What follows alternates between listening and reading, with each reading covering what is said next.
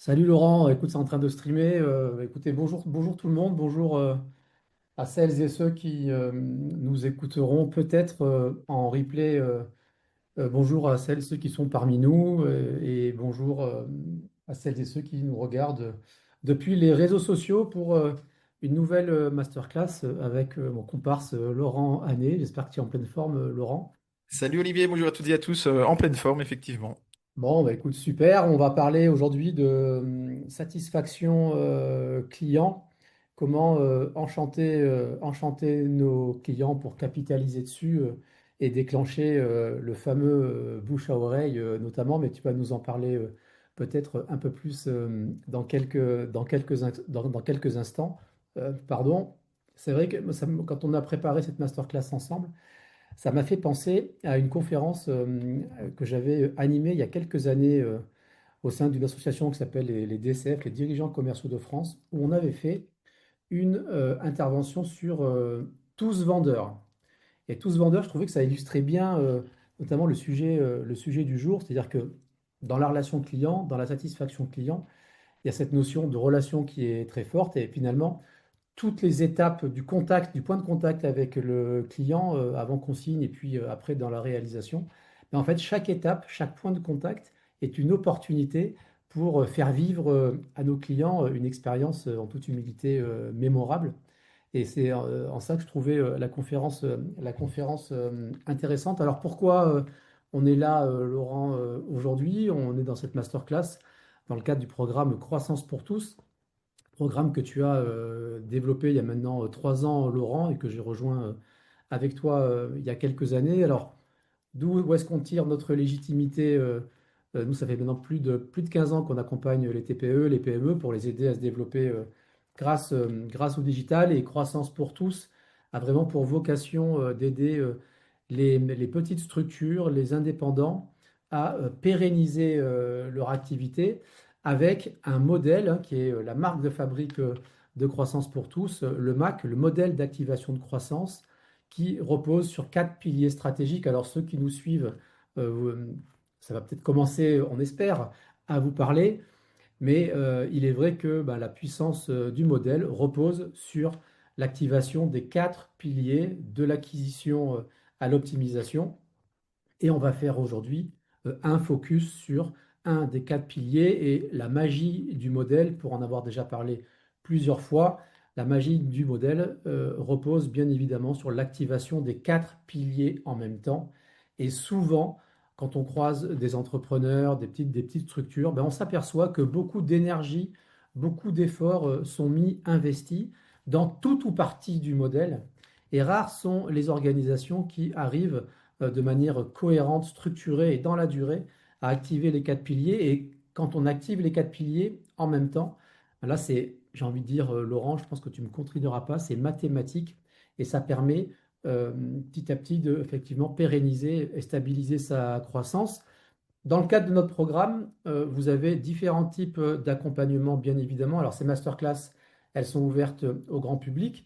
L'idée, c'est bah, pouvoir échanger ensemble et partager du contenu. Mais après celles et ceux qui souhaiteraient aller plus loin ou qui souhaiteraient simplement en savoir plus sur Croissance pour tous et comment vous pourriez mettre en place le MAC dans votre organisation, ben moi, je vous renvoie vers le site internet croissancepourtous.com où vous pouvez retrouver le livre bien évidemment, que Laurent a écrit et qui vous détaille les 4 piliers step by step, et vous pouvez vraiment l'utiliser comme un guide pour petit à petit mettre en place le MAC sous 90 jours. S'il y en a qui veulent se former, ben, vous pouvez effectivement accéder à la formation.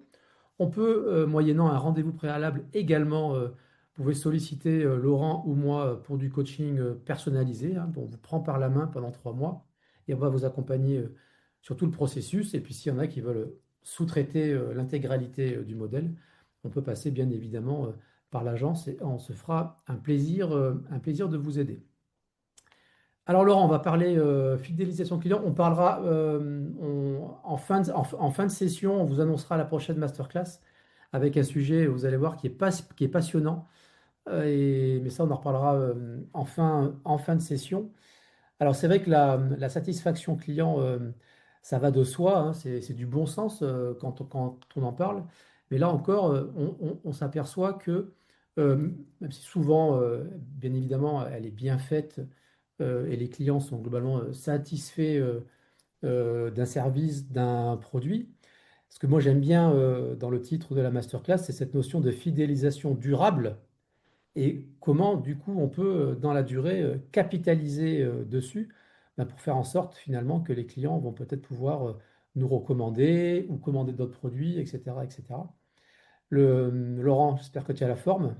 Et pour J'ai la partir forme, sur... Olivier, je prends le flambeau. Je te remercie beaucoup pour cette introduction. Je rappelle aussi, ben, n'hésitez pas à poser toutes vos questions, soit dans le Q&A pour ceux qui sont là en live dans Zoom. Pour ceux qui nous suivent ben, sur les réseaux sociaux, ben, n'hésitez pas à interagir aussi. Olivier essayera de monitorer tout ça en live pour relayer vos questions. Et puis pour ceux qui regarderont le replay par la suite, eh ben, n'hésitez pas à nous contacter via nos profils LinkedIn ou par email à l'adresse croissance pour tous si vous avez des questions complémentaires. Voilà.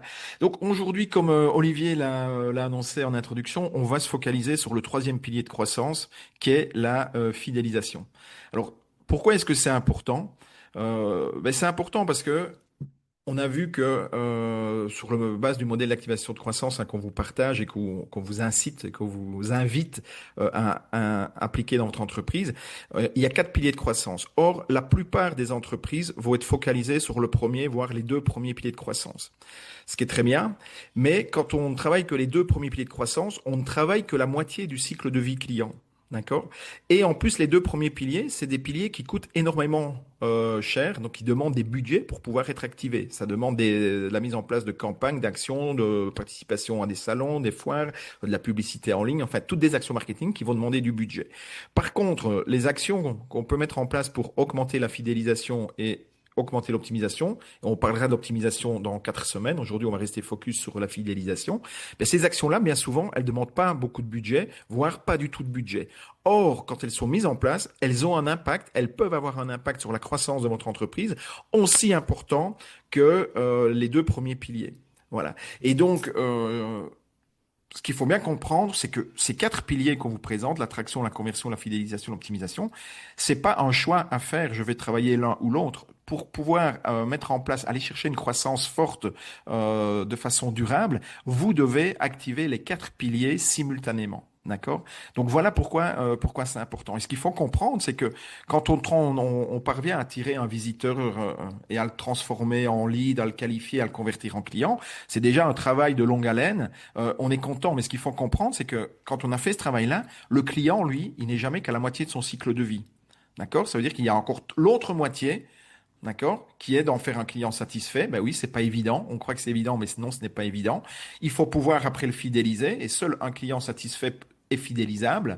Et après, pourquoi est-ce qu'on veut le fidéliser? Mais c'est parce que pour pouvoir l'optimiser, aller vraiment chercher le retour sur investissement et la rentabilité la plus forte enfin, avec ses clients, eh ben, il faut d'abord passer par l'étape de la fidélisation. On ne pourra travailler l'optimisation et donc la profitabilité, la rentabilité du client que à la condition de l'avoir fidélisé. Ok.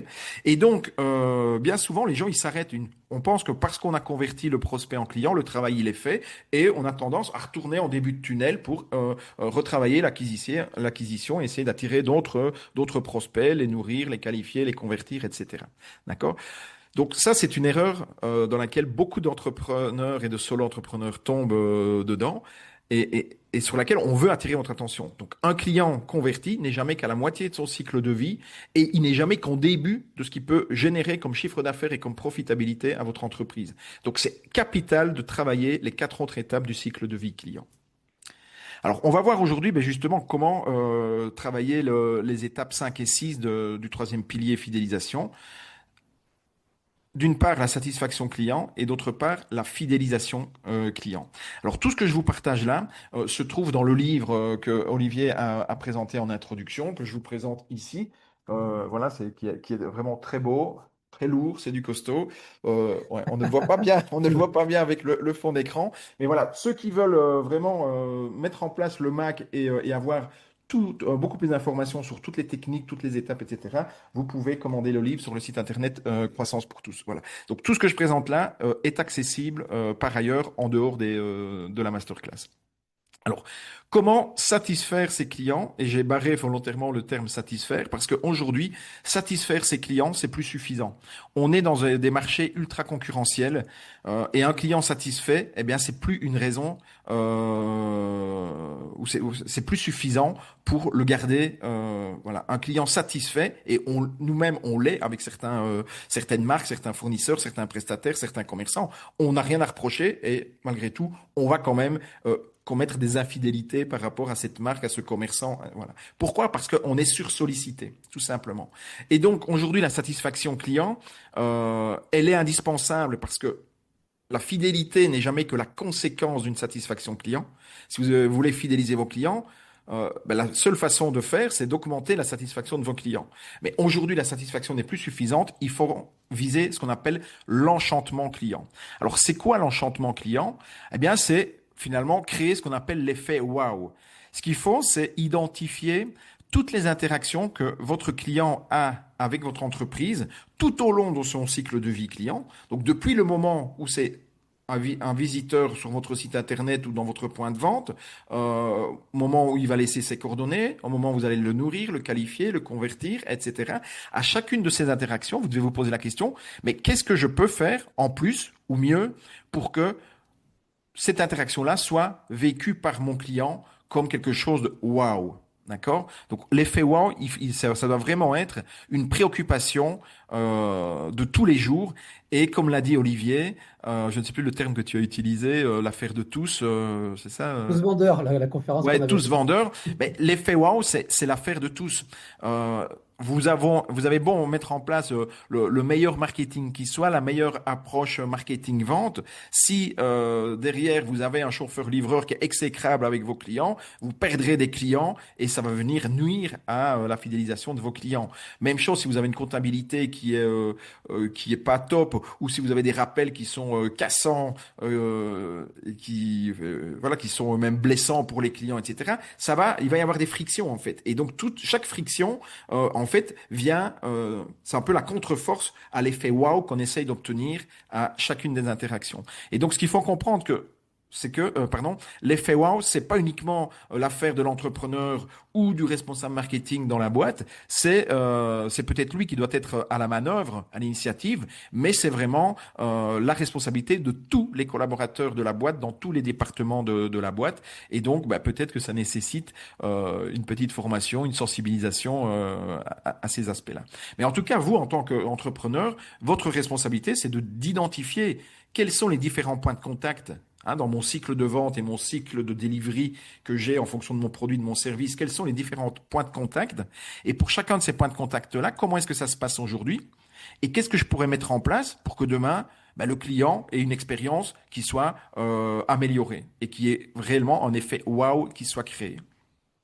Ça me fait penser à une anecdote que je partage souvent dans mes conférences. Quand j'ai commencé à bosser, j'étais jeune commercial, j'ai bossé 6 ans dans des boîtes américaines, c'était mon premier job. Donc, je travaillais dans une boîte qui vendait des solutions informatiques complexes aux grands comptes du CAC 40. Et un jour, je suis convoqué, donc j'ai 23 ans, je suis convoqué par le président de la boîte. Et il me dit, Olivier, ça va pas. Donc là, je me liquéfie. Qu'est-ce qu'il va me raconter? J'ai regardé tes notes de frais et ça va pas du tout. Et là, j'ai dit, ben non, Jean-Yves, au contraire, tu as vu, je fais attention, hein. Ben oui, t'as rien compris. Moi, je veux pas te voir au bureau, je veux te voir chez les clients et surtout à déjeuner chez les clients. Tu déjeunes pas assez avec les clients. Alors, c'était à Mm. l'ancienne, certes, mais c'était cette idée qui était de dire, ben, si tu veux enchanter les clients parmi toutes les ficelles, ben, il y a cette notion de créer du lien. On était sur la place de Paris, donc les endroits pour emmener les clients déjeuner, c'est pas ce qui manquait. Et j'avais 23 ans, donc j'étais pardonnable. Je me suis bien rattrapé après. Non, mais tu fais bien d'attirer l'attention là-dessus. C'est un peu l'idée que je voulais illustrer avec la photo du slide précédent en introduction où on voit une dame qui est en train de prendre soin d'un petit plant et qui l'arrose pour le faire grandir. Parce que je trouve que c'est vraiment une analogie avec la façon dont on doit prendre soin de ses clients. On convertit un client, c'est un petit client, mais ce client-là, il a un potentiel énorme si on parvient à le satisfaire, le fidéliser et puis l'optimiser. Mais ça se fait pas tout seul. voilà, on croit que c'est acquis, que c'est naturel. Bien non, ça demande de l'attention, ça demande des efforts. Et ce dont tu parles, ben oui, c'est peut-être des méthodes anciennes, quoique ça fonctionne encore très bien aujourd'hui. On n'a jamais rien inventé de mieux, mon Ouais, cher Laurent. Voilà, ça ça c'est fonctionne encore très bien aujourd'hui, mais c'est et ma ça conviction. contribue. Voilà, ça fait partie des techniques. Alors, on va vous en présenter d'autres, hein, je vous rassure. Euh, notre boîte à outils n'est pas fait que de déjeuner ou de lunch business, Non, non, on est d'accord. mais ça en fait partie, Ça me fait certainement, quoi. penser à ça. Ouais. Alors c'est marrant parce que quand on a préparé la masterclass, j'ai eu plusieurs fois la même question qui est revenue et je sais que tu vas en parler, mais comme du coup j'ai pas répondu à tout le monde, il y a toujours la même question qui revenait et ça va être traité dans la masterclass, c'était la question des outils. Quels outils on utilise pour mesurer la satisfaction client? Alors tu n'es pas obligé d'y répondre maintenant parce que je sais que tu vas y répondre plus tard, mais c'est revenu plusieurs fois la même question de différents canaux qu'on a Et parlé. c'est super important parce que effectivement, si on ne mesure pas le taux de satisfaction de ses clients, ben, on ne sait pas savoir voilà, le taux de satisfaction, la propension à être recommandé, la qualité des expériences, est-ce que c'est difficile ou pas d'interagir avec l'entreprise. Et je vais partager à la fin, donc en troisième partie de la masterclass, ben, des indicateurs à utiliser. Donc c'est plutôt des KPIs, des indicateurs. Après, les outils pour récolter, faire la mesure de ces indicateurs. Là, il y en a plusieurs. On pourra les citer, les principaux. Je les connais pas tous, mais je pourrais citer ceux que moi j'utilise. Et c'est pas très sorcier. C'est du beau formulaire Google Forms essentiellement, parfois du SurveyMonkey ou du Typeform, des choses comme ça suffisent parfois à récolter les informations, quoi. Mais j'y reviendrai en fin de Oui, non, je un sais, peu mais plus loin, quoi. Ouais, je me permets la remarque parce que ça m'a interpellé ouais. la récurrence de la question en amont. Ouais, et c'est capital, c'est vraiment capital, quoi. Voilà. Et donc ici, ce qu'il faut comprendre, c'est que créer l'enchantement client, eh bien, c'est pas uniquement au moment où on convertit et que on livre le premier service ou le premier produit, mais c'est une préoccupation tout au long du cycle de vie client et qui concerne tous les collaborateurs de l'entreprise. Alors, quelles sont les techniques qu'on peut utiliser justement pour créer de l'enchantement client? Alors ici, à nouveau, on vous en partage quelques-unes. Ce n'est pas une liste exhaustive, c'est celle qui nous semble ben, les plus courantes et malgré tout pas forcément enfin non, c'est pas les plus courantes, justement. C'est celles on voit régulièrement, mais elles ne sont généralement pas utilisées dans les petites structures. Voilà. Or, ça a un effet précis sur la satisfaction client. Alors, une première technique, c'est la lettre de remerciement. Alors, je dis lettre, ça peut être un email. Mais chaque fois que vous signez un client, est-ce que vous pensez à lui envoyer un petit message simplement pour le remercier de vous avoir fait confiance? Alors, vous allez me dire, c'est pas applicable à tous les business. Moi, si je suis fleuriste, je vais pas forcément envoyer un courrier, mais il faut peut-être pas envoyer le courrier, il faut simplement le dire. Si c'est un premier client, voilà, remarquez que voilà, vous avez remarqué que vous ne le connaissiez pas, intéressez-vous à lui, etc. Et si enfin, si vous interagissez par email avec vos clients, pensez à envoyer un petit message très court, mais simplement pour dire merci pour la confiance de nous avoir choisi, merci pour la confiance. Sachez que nous allons mettre, voilà, toute l'équipe va mettre toute son énergie et toute son expertise pour vous délivrer les résultats attendus dans les meilleurs délais, etc. Et D'accord? je vais même aller plus loin, mon cher Laurent, parce qu'une relation n'a d'intérêt que s'il y a de l'émotion. C'est-à-dire que pour qu'une relation elle soit impactante, ben, il faut y mettre de l'émotion. Et si tel est le cas pour vous, ben, ça se fait, mais vraiment tout à fait, que d'exprimer ses émotions quant à la satisfaction d'avoir signé un nouveau client, d'être, si c'est le cas, et que si vous êtes ravi, enchanté, si ça vous fait plaisir d'avoir décroché ce nouveau client et que la perspective de la collaboration future vous enchante, dites-le. C'est tout bête. Mais c'est vrai qu'en France, on est assez pudique en général sur ses émotions, et notamment dans la relation business. On a beaucoup à apprendre à ce niveau-là, je trouve, des anglo-saxons. Et il ne faut pas hésiter à le dire, et ça aura beaucoup plus d'impact. Encore une fois, on ne vous dit pas qu'il faille tricher, mais si c'est le cas, voilà, si vous êtes vraiment animé par ce que vous faites, il ne faut pas hésiter à le faire. Ouais. Ouais, et j'ose espérer que tout entrepreneur est content et excité à chaque fois qu'il signe un nouveau client. Et donc l'émotion, elle est là et qu'on a envie de la partager. Et ce qu'il Oui, faut pas clairement. oublier, c'est que derrière ça, il y a une réalité basique mais essentielle du business, c'est que c'est d'abord des interactions de humain à humain en fait. Voilà. Et en vente, on vous explique qu'avant de vendre votre produit, votre service, vous allez devoir vendre votre personne. Et si vous n'arrivez pas à vous faire accepter par le prospect, ben, vous allez jamais vendre derrière, plus tard, enfin ou derrière. C'est la même chose au niveau des relations. Si vous ne parvenez pas à construire une relation qualitative de confiance avec vos clients, la relation, elle va jamais durer très longtemps. Voilà. Et donc après, la façon de le faire, comme tu l'as dit Olivier à juste titre, ben, il faut le faire avec authenticité. On n'est pas là pour surjouer, pour être flagorneur et mentir et dire n'importe quoi, mais simplement exprimer avec des mots, vos mots à vous, hein, le style qui est le vôtre, exprimer simplement la reconnaissance ou la joie que vous avez à avoir un nouveau client et voilà. Cela dit, on peut aussi combiner ça avec des informations plus opérationnelles. Bien sûr. Moi, souvent, je commence par remercier, puis j'explique que, ben voilà, dans un délai de 8 jours, on va prendre contact pour un kick-off meeting, etc. Donc, on combine ce mail de remerciement avec un mail plus pas contractuel, mais avec des informations sur les modalités de la collaboration, etc. Ça mange pas de pain, c'est gratuit, ça demande zéro budget. Par contre, si vous le faites systématiquement, eh ben, ce sont des petites graines que vous plantez en fait dans l'esprit, dans le cœur de vos clients et qui vont venir alimenter la qualité de la relation que vous allez avoir avec vos clients. Deuxième technique, c'est surdélivrer. Alors, surdélivrer, ça veut dire quoi? Ben, ça veut dire offrir à vos clients plus que ce qu'ils n'ont acheté. Alors, ne pas confondre surdélivrer avec un bonus ou une promotion qu'on met au moment de faire signer le client. Hein, pour ceux qui ont participé à la masterclass d'il y a 4 semaines sur la conversion, on expliquait que il fallait concevoir une offre irrésistible et que une des composantes de cette offre irrésistible, c'était de venir avec une promotion, un bonus, voilà, un petit quelque chose en plus pour faire signer le client rapidement. Voilà. Et donc on dit au client, si vous signez maintenant ou avant tel délai, ben vous avez cet avantage-là en plus. D'accord? Ici, je ne parle pas de ça. Quand je parle de surdélivrer, je parle de quelque chose qui n'a pas été abordé au moment de la transaction ou de l'acte de vente et qui va surprendre le client. D'accord? Si je prends un exemple, par exemple chez WSI, nous on est une agence digitale. Ce que je fais très régulièrement, c'est les gens qui achètent un site internet. Voilà, au moment de la mise en ligne du site, et j'en parle pas avant la mise en ligne du site, eh bien, j'offre une campagne de Google Ads 4 semaines gratuites. Voilà.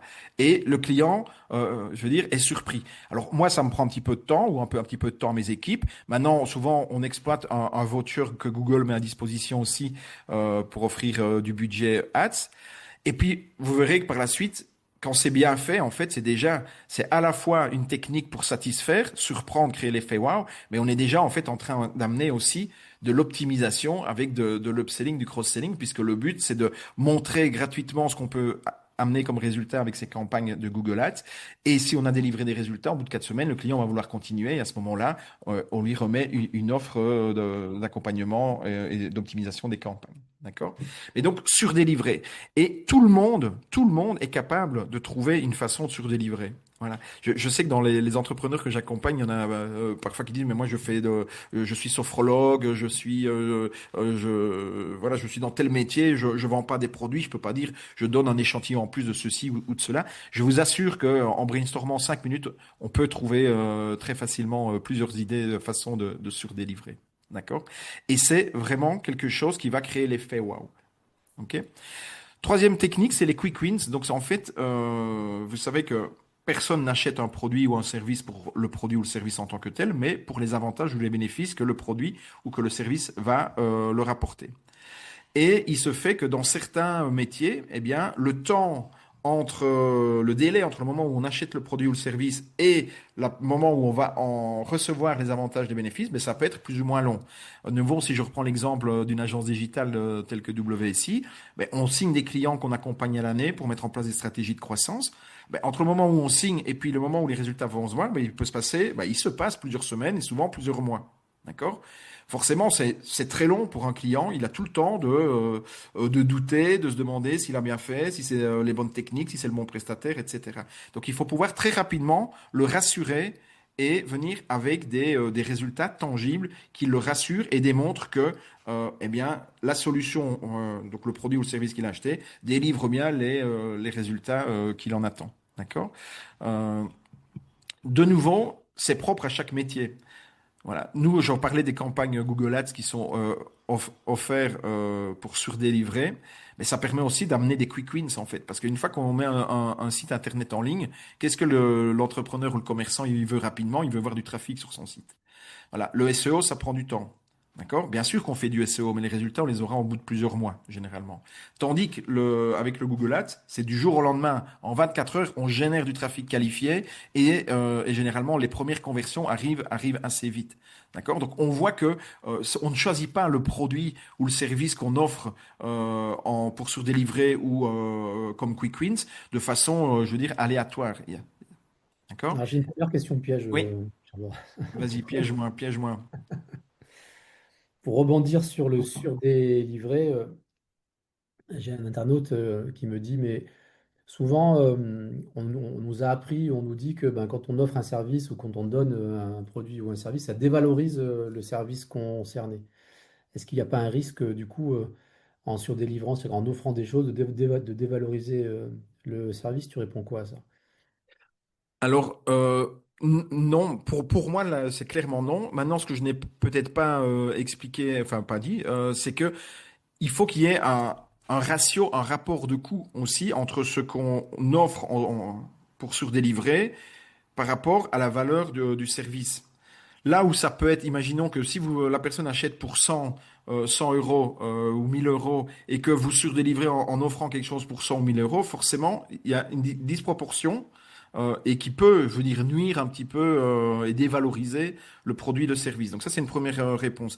La deuxième, surdélivrer, ça ne veut pas, enfin, c'est pas forcément perdre de la marge. Ça ne doit pas être perdre de la marge. Quand c'est fait correctement, en fait, c'est simplement offrir quelque chose finalement qui va répondre à un autre besoin que le client n'a peut-être pas encore identifié et qui va amener une vente supplémentaire par la suite. Moi, comme je vous l'ai expliqué, pourquoi est-ce qu'on a choisi de surdélivrer avec du Google Ads et pas de la gestion de réseaux sociaux ou pas du SEO? Ben, c'est parce que voilà, c'est quelque chose que le client n'a pas appris au moment de la création du site. Or, on sait qu'une fois que le site est en ligne, la première chose qu'il va avoir besoin, ça va être de générer du trafic qualifié rapidement sur son site. Et le Google Ads est la technique qui permet d'atteindre cet objectif-là le plus rapidement possible. Voilà. Donc ça veut dire que quand c'est fait intelligemment, ça a du sens pour la personne. Il comprend que il devrait acheter ça à l'étape suivante et ben, vous lui faites le cadeau de lui offrir pour une certaine période dans le cas que j'ai pris pour le Google Ads. Mais à nouveau, là, je pense que c'est à chacun à trouver la façon la plus pertinente de proposer du surdelivery et des quick wins à ses clients, de nouveau en fonction du produit, du service qui est proposé, quoi. Est-ce que ça répond à la question, ça, Olivier? Oui, c'est très bien, mon cher Laurent. Et après, pour compléter, il y a surdélivrer, c'est en relation forte avec la promesse commerciale. C'est-à-dire qu'on est vraiment dans la perception de l'offre, on est dans la perception du produit ou du service. Qu'est-ce que le client vous a acheté? Ou dit autrement, qu'est-ce que vous lui avez vendu comme promesse? Donc là, c'est les vases communicants. Donc c'est tout un arc de. Moi, je sais que moi, encore une fois, je reparle de mon premier patron, c'était pas prévu, mais on était plutôt dans une logique under promise et over deliver. Mm, mm. Et c'est ce que tu dis, mais on est vraiment dans la perception, c'est subjectif complètement. Mais c'est la base de la satisfaction et de l'enchantement client. C'est-à-dire que trop souvent, des entreprises, et ça m'est déjà arrivé, moi, de le faire, hein, parce qu'on n'a pas non plus un 100% de taux de réussite, mais Bon. trop souvent, on a tendance à vouloir survendre pour pouvoir signer le client. On va survendre au moment du closing et après, on va sous-délivrer. Mais à partir du moment où on survend, ben, on augmente considérablement les chances de décevoir le client. Donc, il faut toujours faire l'inverse. Il faut connaître sa promesse. Il faut rester aligné sur cette promesse. Et puis, une fois que c'est vendu, eh bien là, on vient avec quelque chose en plus pour surdélivrer. Voilà. OK? Donc voilà, ça c'est trois premières techniques très simples. De nouveau, ceci, ça ne demande pas d'argent. c'est une réflexion, c'est un échange, ça se fait lors de l'échange avec les clients, mais ça ne demande pas de gros budget marketing pour être mis en place, quoi. Quatrième technique, bah, c'est des programmes d'onboarding. Alors là, c'est pas nécessaire ou c'est pas pertinent par rapport à tous les types de business, mais dans certains cas, ben, c'est intéressant de proposer d'accompagner le client pendant un certain temps. Ça peut être 100 jours, 90 jours, 12 mois, 10 jours, 5 jours. Donc tout dépend de ce que vous proposez. Mais si ça peut être pertinent dans certains business d'accompagner le client pour l'aider à pouvoir prendre en main rapidement ben, votre produit, votre solution, votre service et à pouvoir en fait raccourcir en fait la période de temps euh, entre le moment où il achète et le moment où il va obtenir les avantages, les bénéfices qu'il en attend en fait. C'est ça le but d'un programme d'onboarding. Alors, de nouveau, le mot, il peut faire un peu pompeux, peut-être, il peut faire peur, mais ça peut être quelque chose de très simple en fait. Si je reprends de nouveau à mon cas d'agence, hein, puisque moi je suis entrepreneur dans le digital, on a un programme d'onboarding pour les clients qu'on accompagne. Dans Croissance pour tous, par exemple, hein, c'est un abonnement sur 12 mois, mais on a un programme d'onboarding de 12 semaines, où pendant 12 semaines, toutes les semaines, on accompagne le client pour l'aider à implémenter chacune des étapes du modèle d'activation de croissance. Et on a défini ben, des process pendant ces 12 semaines. Il y a des masterclass, enfin des ateliers d'implémentation de groupe, il y a des coachings individuels one-to-one, il y a des checklists d'implémentation qui sont partagées, etc., etc. Et tout ça fait un programme d'onboarding pour aider en fait l'entrepreneur qui rejoint Croissance pour tous à pouvoir mettre en place sa stratégie de croissance de façon la plus rapide possible et avec le moins de friction, le moins de difficultés possible pour lui. Voilà ce qu'est en fait un programme d'onboarding. Maintenant, de nouveau, si vous êtes restaurateur ou fleuriste, vous allez me dire, bah, c'est peut-être pas pertinent, quoi. Ok. Autre technique, c'est mettre en place un programme d'appréciation. Programme d'appréciation, ben, Olivier en a parlé, enfin, a évoqué certaines techniques d'un programme d'appréciation. C'est un programme d'enchantement client. Qu'est-ce que je mets en place comme petites actions tout au long de l'année pour faire comprendre à mon client qu'il est important pour moi et que je veux le choyer et le fidéliser. Eh bien, tu as parlé d'aller déjeuner avec le client. C'est une technique qui peut rentrer dans un programme d'appréciation client. Autre technique, c'est offrir à la fin de l'année bah, une petite bouteille, un petit coffret de vin, une bouteille de champagne. C'est d'autres techniques. Envoyer une carte d'anniversaire pour bah, souhaiter un bon anniversaire en l'occurrence, c'est d'autres techniques, etc. Et il y en a plein d'autres en fait. Ça peut être les inviter sur un événement, les inviter, je sais pas, il y a Roland Garros, on invite les gros clients à aller voir Roland Garros. Si on a un entrepreneur local, ben, il y a des événements locaux, ça peut être les inviter sur des événements locaux. En fait, il y a mille et une façons de faire comprendre à un client que ben, on l'estime, il est important à nos yeux et on est attentif à la relation qu'on veut établir avec lui. C'est ça un programme d'appréciation en fait. Et donc posez-vous la question, mais aujourd'hui, qu'est-ce que je mets en place pour faire comprendre à chacun de mes clients qu'il est important pour moi? Est-ce que j'ai quelque chose en place déjà? Voilà. Peut-être que j'ai encore rien mis en place. Et si j'ai déjà mis certaines actions en place, ben, qu'est-ce que je pourrais mettre en plus? Qu'est-ce que je pourrais faire en plus pour renforcer le lien et la qualité de la relation? Et Bon, faire puis, attention parce que si tu habitues tes clients à recevoir, un exemple, un geste, un petit cadeau en fin d'année, il faut continuer l'année d'après, hein. alors effectivement, Sinon, ça fait l'effet inverse. ouais, effectivement. Mais ce qu'il faut comprendre, c'est qu'un programme d'appréciation ou l'entretien de la relation client, c'est pas du one shot, c'est pas quelque chose qui se fait une fois. Exactement. Donc voilà. Mais c'est sûr que offrir, enfin, un restaurant, une caisse de vin, etc. En fonction du nombre de clients qu'on a, ben, ça peut représenter des budgets. Donc voilà, il faut mettre en place un programme d'appréciation avec des actions ben, qui sont à la hauteur des budgets dont on dispose. Mais parfois, ça peut être des choses très simples. Moi, je vais vous partager une anecdote. Et c'est un entrepreneur qu'on a eu dans le programme Croissance pour tous. Et mais il m'a vraiment surpris, c'est que il m'a envoyé une carte de vœux de fin d'année. Donc tout le monde, enfin moi j'envoie, mais j'envoie un email. J'envoie un email à tous mes clients. Alors, il y a un email qui part à la mass mailing, qui est un email standard, et puis je fais un email à chacun de mes clients récurrents, hein, annuels, un petit email personnel, etc. Mais ça reste un email. Lui, il a envoyé une carte postale écrite à la main. Donc, le temps que ça lui a pris, l'effort de aller acheter les cartes postales, de rédiger à la main, de mettre le timbre, d'aller le reposter à la poste, etc. Voilà, et c'est la seule carte postale que j'ai reçue, voilà, écrite à la main d'un client ou d'un prestataire. Donc ça a marqué, ça a marqué. Je ne me souviens pas de tous les emails que j'ai reçus. Par contre, cette carte postale-là, je m'en souviens. Et donc c'est des petites choses. Ça ne demande pas non plus des budgets, hein. Une carte postale, un timbre, c'est pas voilà, un hobby que je pense que tout le monde a. Donc ouais, ça peut être des choses très très simples en fait. Ok. Autre technique importante à mettre en place dans le cadre de la satisfaction et de la fidélisation client, c'est l'enquête de satisfaction. Sans enquête de satisfaction, en fait, vous n'avez aucune idée du taux de satisfaction. Est-ce que les clients sont satisfaits de vos produits, de vos services? Or, c'est capital de le savoir parce que ce taux de satisfaction, en fait, il a un impact direct sur votre capacité à croître. Si vous n'avez pas un taux de satisfaction important, ça veut dire que ça va bloquer la fidélisation client. Ça veut dire que tous les efforts qui sont faits en amont, bah, il va avoir de la déperdition. Et plus le taux est bas, plus la déperdition elle est énorme. Mais ça veut dire aussi que vous bloquez la suite du cycle de vie client. Or, dans la suite du cycle de vie client, à l'étape 7, c'est là que vous allez augmenter le panier, hein, la valeur vie client. Donc, c'est là où le client commence à rapporter beaucoup d'argent à l'entreprise et devient très profitable. Et c'est à l'étape d'après encore que ça devient un ambassadeur qui va générer du bouche-oreille positif, des recommandations qui va aussi venir renforcer la croissance de l'entreprise. Donc si vous n'avez pas un taux de satisfaction client de qualité, hein, eh bien ça veut dire que vous êtes en train de perdre de l'argent sans le savoir. Et comment savoir si on a un taux de satisfaction satisfaisant, honorable ou pas, eh bien, il n'y a qu'une seule façon, c'est de le demander au client et ça se fait via une enquête de satisfaction.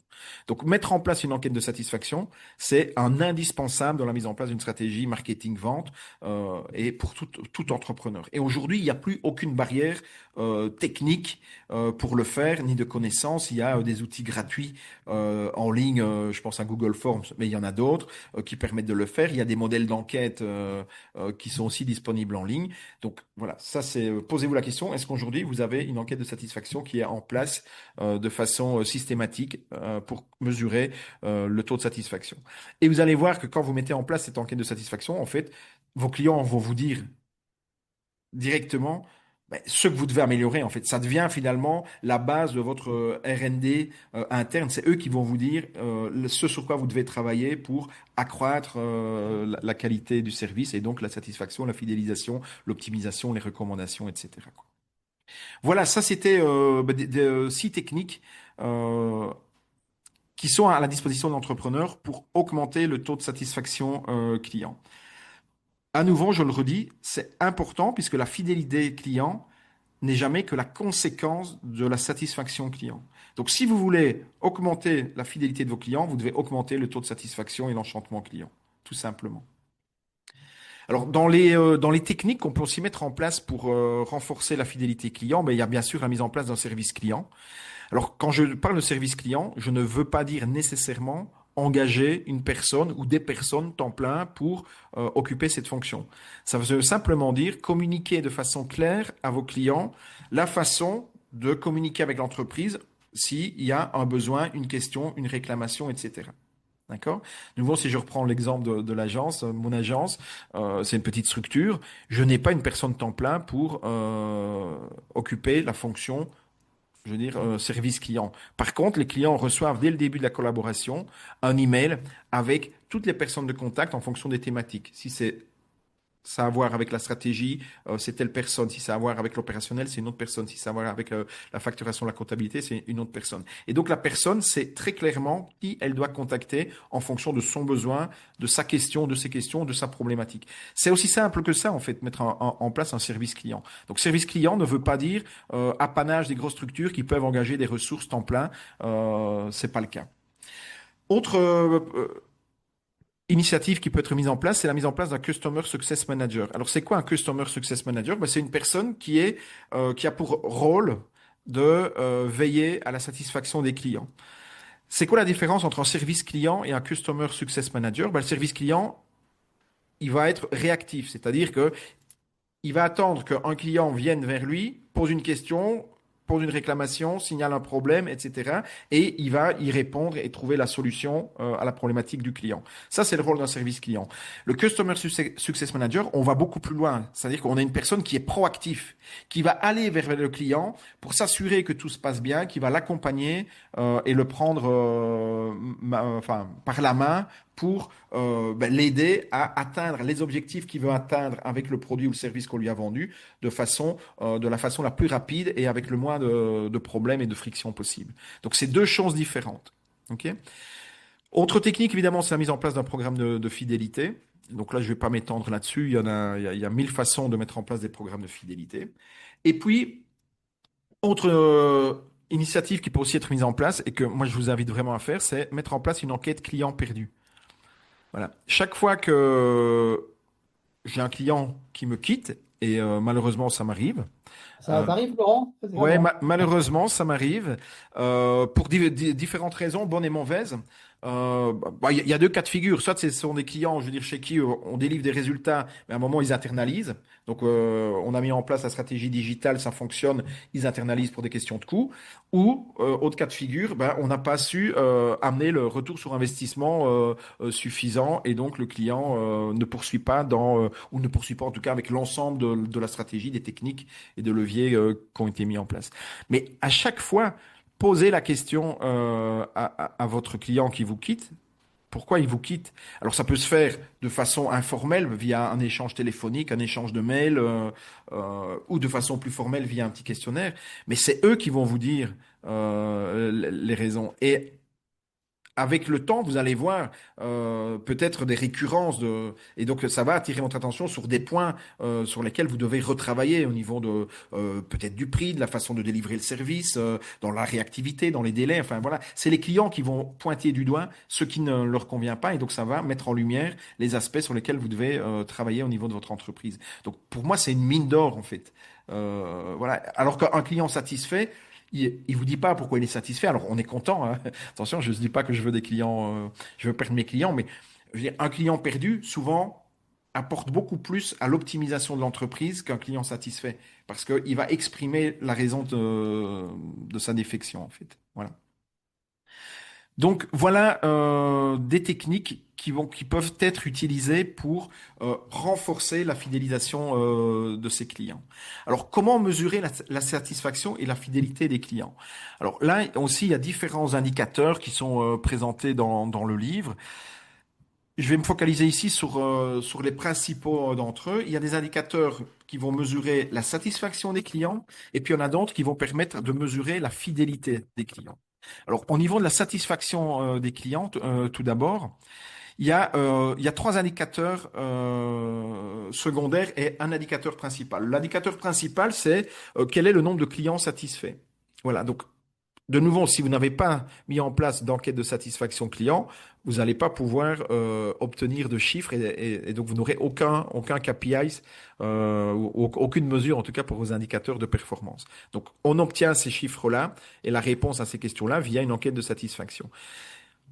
Voilà. Donc indicateur principal, combien j'ai de clients satisfaits? Sur 200 clients, combien ont répondu qu'ils étaient satisfaits? Voilà. Et donc, ça me donne un nombre, et ce nombre, divisé par le total, me donne un pourcentage de clients satisfaits.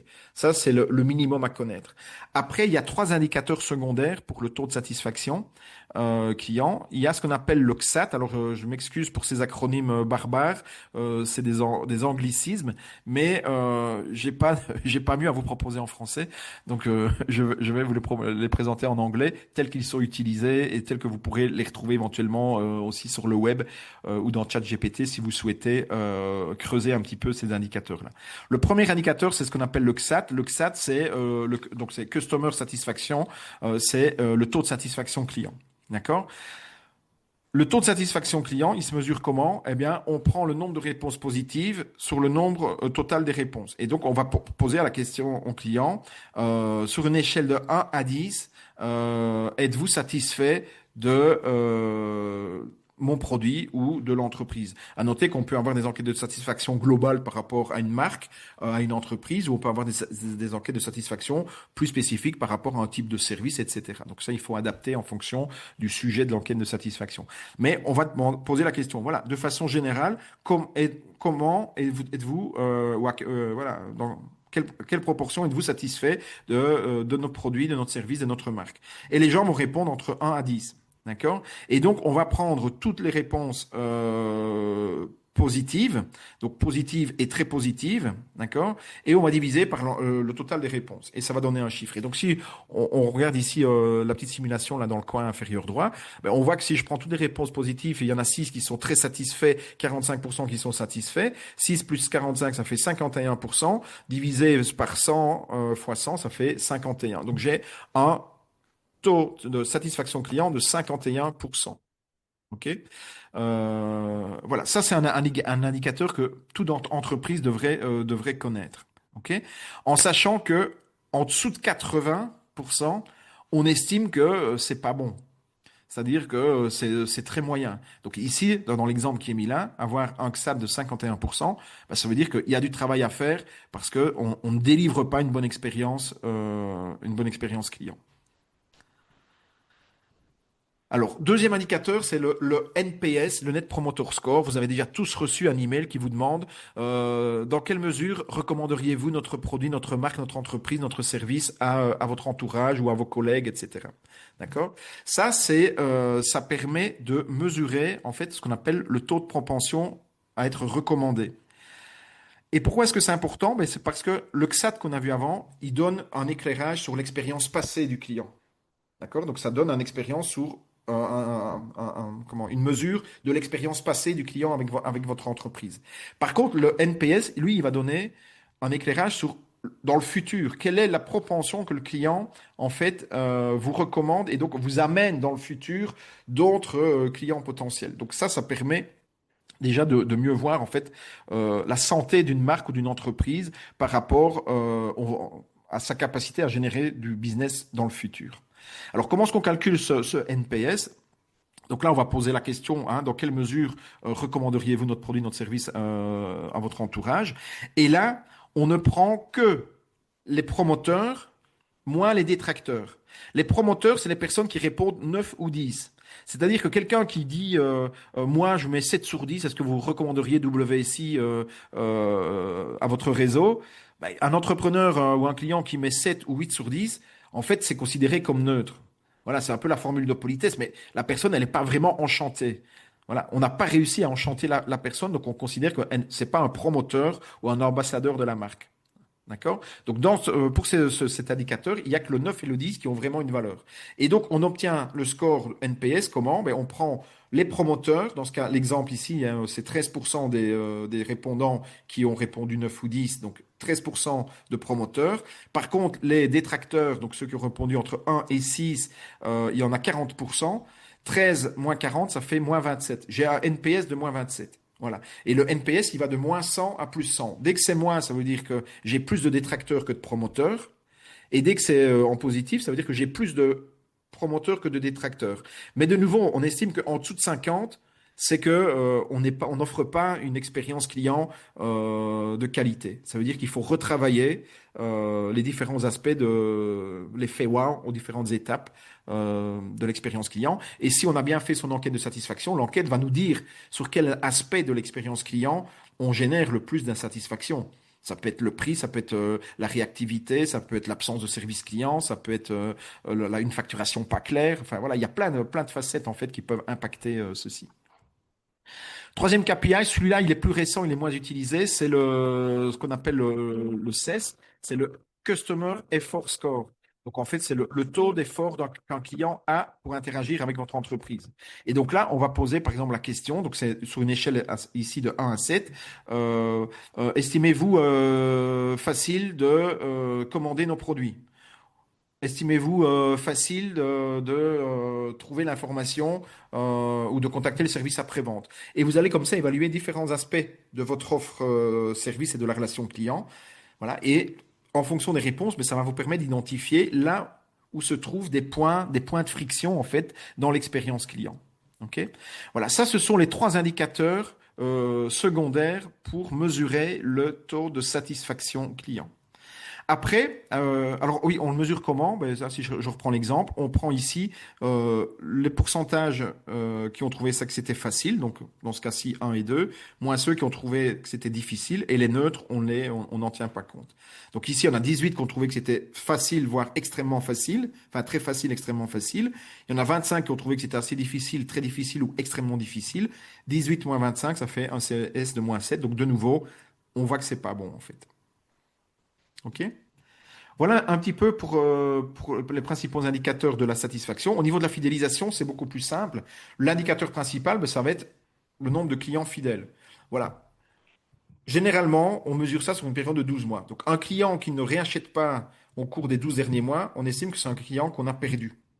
D'accord? Alors, cette durée de temps, il faut la relativiser en fonction de son business. Nous, en tant qu'agence, on est sur une période de 12 mois. Un client que je ne facture pas minimum une fois tous les 12 mois, j'estime que c'est un client que j'ai perdu.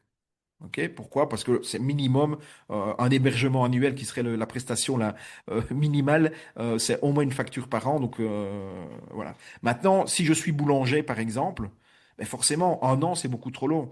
Là, on pourrait estimer qu'un client qui ne vient pas au moins une fois par mois ou au moins une fois tous les 3 mois dans la boulangerie ou dans la pâtisserie, ben, c'est un client perdu, par exemple. D'accord? Donc là, il faut aussi que chacun adapte la durée de mesure à son activité. Et là, donc, on va obtenir le nombre de clients fidèles. Voilà. Moi, j'ai pas, 300 clients au 31 décembre 2024. Au 31 décembre 2025, de ces 300-là, il m'en est resté 250. Eh bien, j'ai perdu 50 clients, donc un client sur 6 que j'ai perdu en 2025. Et ça me donne un chiffre qui va me permettre de calculer le pourcentage, donc le taux de rétention et d'attrition. Rétention, c'est ceux que j'ai fidélisés. Donc ici, 250 sur 300, la grosse louche, ça fait 5 sixièmes. Euh, les sixièmes, c'est quoi? C'est 16, je sais plus, ou c'est 13. Ça doit faire, on va dire, à la grosse louche du 84% de taux de rétention. Donc, c'est le nombre de clients que j'ai fidélisés. Et le taux d'attrition, ben, c'est 16%, c'est les clients que je perds chaque année. Voilà. Tout ça, c'est très facilement mesurable si vous avez un CRM, une enquête de satisfaction client. Voilà. Ou un système de facturation centralisé. Vous saurez mesurer ces 5 indicateurs secondaires et ces 2 indicateurs principaux. Voilà ce que je voulais partager par rapport à la fidélisation client. Est-ce qu'il y a des questions? Écoute, j'avais plusieurs questions, mais tu y as répondu, notamment une dernière. Qu'est-ce que tu conseilles comme technique? Donc, on est vraiment dans la technique, la tactique pour réactiver justement des clients dormants ou inactifs, je ne sais pas comment on peut les appeler.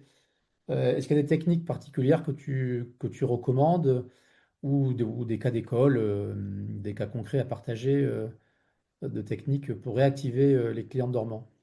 Oui, Et ça alors aussi, c'est des choses qu'on voit peu, hein. oui, tout à fait. Mais déjà, une première chose, c'est il faut faire un suivi régulier. C'est-à-dire qu'il ne faut pas attendre 12 mois pour mesurer le taux de rétention, d'attrition. Il faut mettre en place des procédures pour vérifier au minimum trimestriellement, mais de nouveau, en fonction du secteur d'activité, c'est peut-être à faire tous les mois, toutes les semaines, tous les 2 mois, tous les 6 mois. Donc ça, il faut relativiser en fonction de son business. Mais mesurer, voilà, ce client-là n'a plus acheté chez moi depuis 3 mois. J'attends pas la fin de l'année pour confirmer que je l'ai perdu. Je vais envoyer un message pour voilà lui demander est-ce que tout se passe bien, est-ce que voilà. Alors il y a différentes façons maintenant de le faire d'un point de vue opérationnel. Si on a un site e-commerce, tout ça on peut l'automatiser avec des séquences de marketing automation qui vont tourner, je veux dire, de façon automatique. Si on n'est pas dans un e-commerce, on est dans du web to store ou du lead generation, ben, ça demande un peu plus de suivi manuel. Mais de nouveau, un CRM peut aider à tirer l'attention sur ces clients-là. Et après, ça peut être l'envoi d'un email, ça peut être un coup de téléphone, ça peut être un rendez-vous en face à face. Donc de nouveau, ça c'est à chacun à voir en fonction de son business et de la façon dont il opère son business, la meilleure façon de faire. Mais en tout cas, ça doit être détecté le plus tôt possible pour éviter en fait de perdre le client. Qu'est-ce que tu conseillerais pour parce qu'en France, on a plutôt tendance, les clients, notamment avec les avis, etc., à parler de manière négative quand on a vécu une expérience malheureuse avec un prestataire.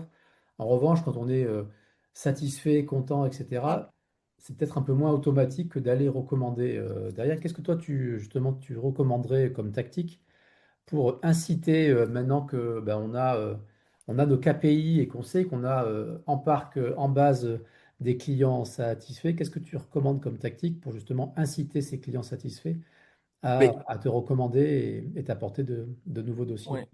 Alors, ils font systématiquement demander l'avis à ses clients et partager cet avis. Alors, j'avais pas prévu d'en parler aujourd'hui parce que c'est une des Ah, là, techniques. je fais un Ouais, teasing pas de pour souci, la mais non, mais prochaine. les questions, elles viennent. Mais je veux dire, par rapport aux quatre piliers de croissance, tout ce qui est la gestion des avis, des témoignages, des recommandations, ça fait partie en fait de la dernière étape du modèle d'activation de croissance. Mais c'est capital parce que enfin, c'est ça qui permet de mettre en place le cercle vertueux de l'approche qu'on propose. Et quand c'est bien fait, eh ben, ça amène de nouveau en début de tunnel des prospects recommandés qui vont être plus faciles à convaincre, à convertir, etc. Alors, C'est le il fameux faut le bouton. demander systématiquement. Et c'est pour ça que l'enquête de satisfaction, généralement, il y a deux façons de faire. Dans l'enquête de satisfaction, soit on demande déjà, à la fin de l'enquête, de laisser un avis, un témoignage.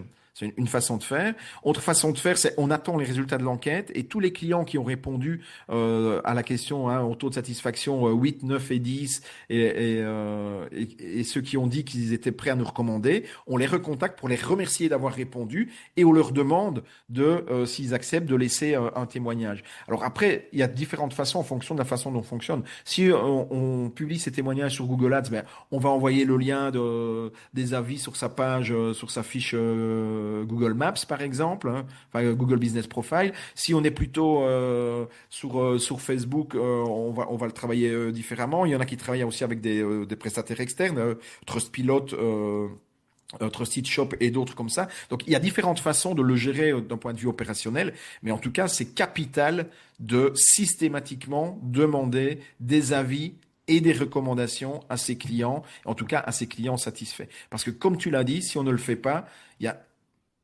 uniquement les avis défavorables, hein, négatifs qui vont venir s'ajouter à notre fiche d'entreprise. Ça va venir nuire à notre e-réputation et ça va faire fuir, puisqu'on le sait que le prospect, avant de se convertir, il va se renseigner, il va faire sa recherche sur Internet, il va veiller, hein, il va vérifier un petit peu notre réputation et notre capacité à délivrer la promesse qu'on lui fait. Et s'il ne tombe que sur des avis qui sont négatifs, ben, on se tire une balle dans le pied, évidemment. Mon cher Laurent, merci pour cette masterclass. Merci pour toutes ces informations. Je pense qu'on a fait le tour des questions et tu voulais peut-être nous parler de la prochaine masterclass qui a lieu ben, mardi en 14, dans 2 semaines. Dans 2 semaines, exactement, ce sera le lendemain du Euh, lundi de la Pentecôte et on se retrouvera, mais ce sera une masterclass que tu animeras, Olivier, et tu auras le plaisir d'accueillir un entrepreneur et formateur IA, si je ne m'abuse, qui s'appelle Lucatis, et vous allez nous parler de la prospection commerciale augmentée à l'intelligence artificielle pour faciliter justement toute la démarche de prospection. alors je vais compléter, on a déjà fait des masterclass sur la prospection digitale. Pour faire très simple, aujourd'hui cohabitent sur le marché des solutions d'automatisation, notamment par email, et on en a déjà parlé. On a fait une masterclass il y a quelque temps, notamment avec un de nos partenaires. Donc cohabite ce type de solution avec des assistants IA, où là on va être plus dans la chirurgie, puisqu'on a un assistant qui nous permet, notamment sur les réseaux sociaux, de pouvoir s'affranchir des deux tâches les plus chronophages en prospection commerciale, à savoir le ciblage et l'envoi de messages ultra personnalisés. En général, on ne le fait pas parce que c'est beaucoup trop chronophage, ça prend beaucoup trop de temps. Et c'est ce qu'on va vous présenter avec Lucas dans 15 jours. Ben, l'émergence, c'est plus que l'émergence, puisque ça fonctionne, ça génère énormément de résultats. Cette prospection ultra ciblée, micro ciblée sur les réseaux sociaux, où on va utiliser la puissance de l'IA au service du ciblage et de l'envoi de messages, et avec une évolution, mais j'en dis pas plus, puisque là on est en train on est en train de sortir l'évolution majeure de ces assistants, qui est l'assistant qui devient agent et automatisable. Donc là, on change de dimension, c'est honnêtement assez incroyable. Si ces sujets de prospection commerciale digitale vous intéressent ou si vous pensez que vous pouvez faire mieux en termes de prospection, et faire mieux, on peut toujours faire mieux, mais faire mieux, c'est peut-être y consacrer un peu moins de temps ou générer plus de contacts qualifiés. On met ce qu'on veut derrière le mot mieux. Franchement, cette masterclass, elle est faite pour vous et Laurent, je suis sûr que on manquera pas de communiquer dessus dans les jours qui viennent. Oui, tout à fait. Bah, l'email partira la semaine prochaine et puis sur les réseaux sociaux également. Et puis c'est toujours le même mode opératoire pour s'y inscrire, quoi. Merci mon cher Laurent. Merci Merci à Olivier. tous qui nous écoutent, nous ont écoutés, nous écouterons sur les réseaux. Et puis si vous avez des questions, comme d'habitude, un message sur LinkedIn à Laurent ou à moi, et on se fera un plaisir d'y répondre. Bonne soirée, encore merci mon cher Laurent. Avec plaisir. Au revoir.